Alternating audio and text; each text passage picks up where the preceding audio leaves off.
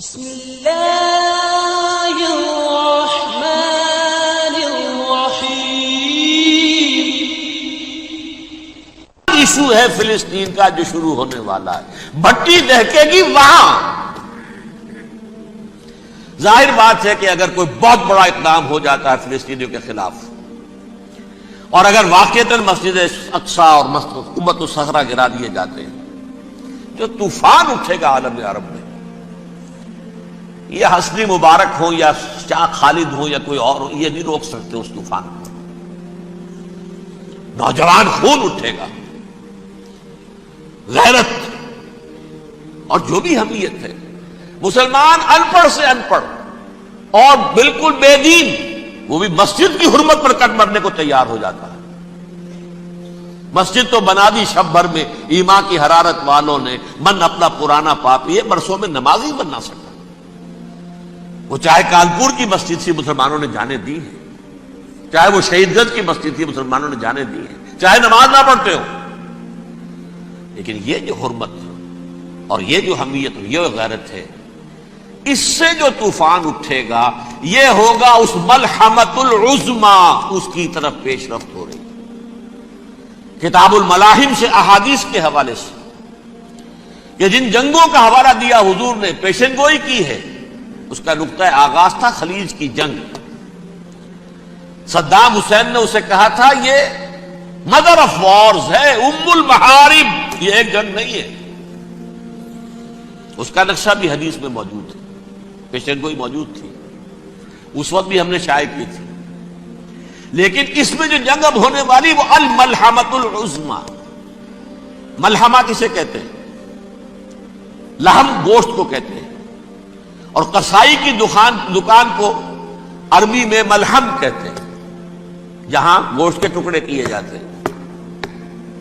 آج کل مشینوں سے ہوتے ہیں، اب جو ہے وہ ہاتھ سے چھریوں سے نہیں ہوتے، لیکن ٹکڑے ہو رہے ہوتے ہیں، جسموں کے چیتھڑے اڑ رہے ہوتے ہیں۔ ملحمہ، یہی لفظ استعمال کیا تھا حضرت سعد ابن عبادہ نے رضی اللہ تعالی عنہ یوم فتح مکہ۔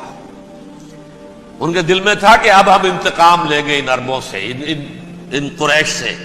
الیوم یوم الملحمہ، الیوم یوم الملحمہ، یہ کہتے ہوئے جا رہے تھے۔ ایک خاص کیفیت، آج ہے گوشت کے ٹکڑے اڑانے کا دن۔ حضور سے کہا کسی نے جا کر کے ساتھ تو یہ کہہ رہے ہیں الیوم یوم الملحمہ، الیوم یوم الملحمہ۔ حضور نے فرمایا نہیں، ان سے کہو جا کر الیوم یوم المرحمہ، الیوم یوم المرحمہ، آج رحمت کا دن ہے، آج تو میں ان سب کو معاف کروں گا۔ لا تثریب علیکم اليوم، میں تم سے وہی بات کہہ رہا ہوں جو میرے بھائی یوسف نے کہی تھی اپنے بھائیوں سے، اذهبوا فانتم الطلقاء، جاؤ تم سب کے سب آزاد۔ وہ ملحمہ ہے جس کو کہ حضور نے حضرت معاذ بن جبل رضی اللہ تعالی عنہ سے روایت ہے، اس میں سے جو ابو داؤد میں روایت آئی ہے، اس میں الملحمۃ العظما، عظما مؤنث ہے اعظم کا۔ آپ کہتے ہیں جنگ عظیم اول، جنگ عظیم دوم، عظیم کا باپ ہو گیا اعظم، سب سے بڑا، اور اس کا مؤنث ہے سب سے بڑی، عظما، الملحمۃ العظما، سب سے بڑی لڑائی۔ میرے نزدیک یہ وار کے معنی میں نہیں ہے، بیٹل کے معنی میں۔ انگریزی میں یہ دو لفظ علیحدہ ہے، وار، بیٹل۔ وار سالوں کو محیط ہوتی ہے، بیٹل کسی ایک خاص جگہ پر جو لڑائی ہوتی ہے اس کو کہتے ہیں۔ حضور کے اور قریش کے درمیان 6 سالہ وار تھی، جنگ تھی، لیکن battles, battle of Uhud, battle of Badr, یہ بیٹلز تھی، لڑائیاں تھی۔ تو عظیم ترین جنگ شاید اس اعتبار سے نہ ہو جیسے کہ ورلڈ وار 1 اور ورلڈ وار 2، یعنی اس کی وسعت کا اتنا معاملہ نہیں اور طوالت کا نہیں، لیکن جو لڑائی جو ہے بیٹل ہونی ہے، جس کو کہ یہ لوگ، یہ چونکہ میں نے کہا تھا شروع میں کہ سرما ہے میری آنکھ کا خاک حجاز و ہول قدس، نیو ٹیسٹمنٹ کی آخری کتاب ہے the book of revelation, revelation of saint John, اس میں آرمگڈون کہا گیا ہے اسے۔ ہر مجدون، یہ عبرانی لفظ ہے، ہر کہتے ہیں اونچی جگہ کو، سطح مرتفع، مجدون میگیڈو، میگیڈو ایک وادی ہے، مرتفع، وادی مرتفع، یہ ہے واقع لبنان، اسرائیل اور شام کے درمیان جو ٹکڑا جو ٹرائنگل بنتی ہے، یہ ہے، یہاں پر بڑی جنگ لڑی جائے گی، اور یہ جنگ جنگ صلیب ہوگی جو کہا ہے یہ بش نے، یہ جنگ صلیب۔ سیکنڈ ملینیم شروع ہوئی تھی تو پہلی صلیبی جنگ ہوئی تھی، تھرڈ ملینیم شروع ہوا ہے، یہ سیکنڈ صلیبی جنگ ہے، یہ کروسیڈ ہے۔ اور میں اس مرتبہ امریکہ گیا تھا تو پہلی مرتبہ مجھے وہاں ایک رسالہ ملا ٹرمپٹ نام کا۔ یہ امریکہ کے جو بہت ایکسٹریمسٹ قسم کے پروٹیسٹنٹس ہیں، یہ ان کا رسالہ ہے، اور ان کے بارے میں اب کہا جا رہا ہے وہ کرسچین زائنسٹ ہیں۔ آپ شاید پہلی مرتبہ یہ لفظ سن رہے ہوں۔ زائنسٹ اور سمجھتے ہیں یہودیوں کو، کرسچین زائنسٹ وہ ہیں جو ہیں تو عیسائی پروٹیسٹنٹس ہیں، لیکن اسرائیل کے وہ حمایتی یہودیوں سے بڑھ کر ہیں۔ یہ میری کسی پہلی تقریر میں شاید بہت سے حضرات کو یاد آ جائے، میں نے کہا تھا 4 سال پہلے ہمارا تنظیم اسلامی کا ایک کنونشن ہوا تھا ہوسٹن میں، امریکہ کا جنوبی علاقے کا شہر ہے۔ ایک سیشن اس میں ہم نے رکھا تھا انٹرفیتھ، ایک عیسائی کو بلایا تھا، ایک یہودی بہت بڑا وہاں کا عالم ہے اس کو بلایا تھا۔ اس یہودی عالم نے ڈاکٹر وشوگراڈ، جو وہاں کی یونیورسٹی میں پروفیسر ایمیریٹس ہے، اس نے کہا تھا کہ یہ اسرائیل کی تو سپورٹ کر رہے ہیں عیسائی، ہم تو نہیں کر رہے۔ جو پریکٹسنگ یہودی ہیں وہ زیادہ اسرائیل کے حق میں نہیں تھے، یہ تو سن 67 کے بعد انہوں نے اسرائیل کو تسلیم کیا ہے۔ وہ تو منتظر تھے کہ ہمارا مسیحا آئے گا تو اس کی قیادت میں جنگ کریں گے، جیسے شیعہ منتظر تھے کہ مہدی موعود آئیں گے تو پھر ہم کچھ کریں گے۔ وہ امام خمینی نے کہا بھائی جب وہ آئیں گے آ جائیں گے، لیکن ہم کچھ راستہ کے لیے۔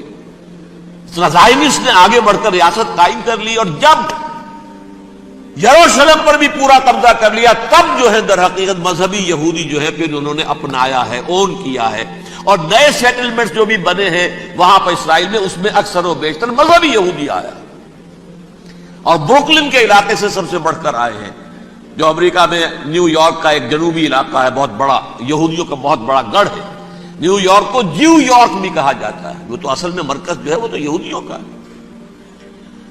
اس حوالے سے وہاں پر جو کرسچن زائنسٹ کہلاتے ہیں وہ اسرائیل کے یہودیوں سے بھی بڑھ کر کہیں سپورٹ کرتے ہیں۔ بہرحال اس دوسری صلیبی جنگ کا معاملہ جو میں کہہ رہا تھا، ٹرمپٹ نامی رسالہ، اس کا ایک مضمون ہے دی لاسٹ کروسیڈ۔ اب یہ آخری کروسیڈ ہے جو شروع ہونے والا ہے۔ میں تو حیران ہوں کس قدر کھل کے وہ باتیں کرتے ہیں۔ رومن کیتھولکس کو وہ کہتے ہیں کہ یہ شیطان ہے، یہ پوپ شیطان ہے، یہ یورپ کو اس نے جمع کیا ہے کرسچینٹی کی بنیاد پر، اور اس میں زیادہ تر کیتھولکس ہیں۔ آپ کو معلوم ہے برطانیہ بڑی مشکل سے شامل ہوا ان کے ساتھ، اس لیے کہ وہ پروٹیسٹنٹ کا سردار تھا، ابھی پوری طرح نہیں ہے۔ یورپ جو ہے وہ رومن امپائر دوبارہ یہ کھڑی کر رہا ہے، اور در حقیقت یہ جو ہے یہودیوں سے بھی چھیننا چاہتے ہیں اسرائیل کو اور فلسطین کو، اور مسلمانوں سے بھی، اور یہ وہی کروسیڈ جو تھے اربن ثانی کے، اس کی تیاری کر رہے ہیں تاکہ وہاں پر عیسائی حکومت قائم ہو جائے، کیتھولکس کی، پوپ کی حکومت قائم ہو جائے، جیسے ایسٹ تیمور میں کر دی ہے۔ ایسٹ تیمور میں کون سی حکومت بنی ہے؟ رومن کیتھولک اسرائیل میں بنے، تاکہ یہ سارے مقامات مقدسہ جہاں اسرائیل پیدا ہوئے، حضرت مسیح پیدا ہوئے، بیت الحم کہاں ہے؟ وہی ہے کہ نہیں؟ جہاں سے ریزریکشن ہوا ان کے خیال میں وہ کہاں ہے؟ وہیں پر ہے کہ نہیں؟ بڑے بڑے گرجے ان کے وہی ہیں۔ تو اس اعتبار سے ان کا کہنا یہ ہے یہ لاسٹ کروسیڈ کی تیاری ہو رہی ہے، یہ کیفور، اور ان کا کہنا یہ ہے کہ یہ پوری طاقت نیٹو کی جو ہے، یہ پہلے جرمنی سے لائی گئی بوسنیا، انہوں نے خود وہاں جنگ کروائی، انہوں نے خود وہاں پر ایتھنک کلینسنگ کروائی، پھر خود مصالحت کے لیے آ گئے، پھر کوسوو میں انہوں نے خود آگ بھڑکائی۔ یہ میں نہیں کہہ رہا، یہ وہ ٹرمپٹ رسالہ امریکہ سے چھپنے والا پروٹیسٹنٹس کا رسالہ ہے جو یہ کہہ رہا ہے۔ پھر انہوں نے کوسوو کے اندر کروایا، اور پھر وہ وہاں پر پیس فورس کی حیثیت سے آ گئے۔ اب وہ میسیڈونیا میں کروا رہے ہیں اور وہاں داخل ہو گئے ہیں۔ اگلا قدم ان کا سائپرس ہوگا، سائپرس میں ترکوں کو اور وہ گریکس کو لڑائیں گے اور وہاں آ جائیں گے، وہاں سے ایک چھلانگ لگائیں گے اور یہ فلسطین میں پہنچیں گے، اور یہ وہاں پر ایک رومن امپائر، اپنی پرانی رومن امپائر کی طرح کی رومن کیتھولک ریاست قائم کرنا چاہتے ہیں۔ تو وہاں امریکہ کے عیسائیوں میں بھی کوئی ایک طبقہ نہیں ہے، کیتھولکس بھی ہے، کیتھولکس زیادہ نہیں ہے ہمدرد، لیکن اب تابع ہو چکے ہیں۔ اسحاق ریبین نے جب یہ پیس ٹاک شروع ہوئی تھی، آپ کو یاد ہوگا شاید، کہ جب وہ آیا تھا واشنگٹن سے واپس فلسطین اسرائیل، تو پہلے روم میں رکا for an audience with the Pope, اور پوپ کو اس نے ایک مرتبان سا پیش کیا تھا، حضرت سلیمان علیہ السلام کے زمانے کا مرتبان، اور کہا تھا دیکھیے 3000 برس تک ہم نے اس کی حفاظت کی ہے، اب یہ میں آپ کے حوالے کر رہا ہوں۔ اس کے بعد سے پوپ جو ہے بالکل رام ہو گیا، اور وہ عیسائیوں کے ساتھ اور یہودیوں کے ساتھ ان کا پورا معاہدہ ہو۔ اب پورا عیسائی ورلڈ جو ہے بحثیت مجموعی یہودیوں کے شکنجے میں ہے۔ البتہ ان کے اندر بھی جھگڑے ہیں، جو وہاں پر وائٹ کرسچن ملیشیاز ہیں وہ ایکسٹریمسٹ ہیں کیتھولکس، ان کے نزدیک دشمن نمبر 1 یہودی، دشمن نمبر 2 مسلمان، دشمن نمبر 3 جو یورپ میں کالے ہیں، ایفرو امریکن، چاہے وہ عیسائی ہو گئے ہوں کوئی بھی ہو، یہ 3 دشمن ہیں جن سے انہوں نے کلینز کرنا ہے، صاف کرنا ہے ان کے خیال کے مطابق امریکہ کی سوسائٹی کو، اولاً یہود، پھر مسلمان، اور پھر یہ جو کالے ہیں۔ لیکن دوسری طرف پروٹیسٹنٹس کے اندر ایکسٹریمسٹ وہ ہیں جنہیں کہا جا رہا ہے یہ کرسچین زائنسٹ ہیں، یہ اسرائیل کے، اسرائیل سے بڑھ کر سپورٹرز ہیں۔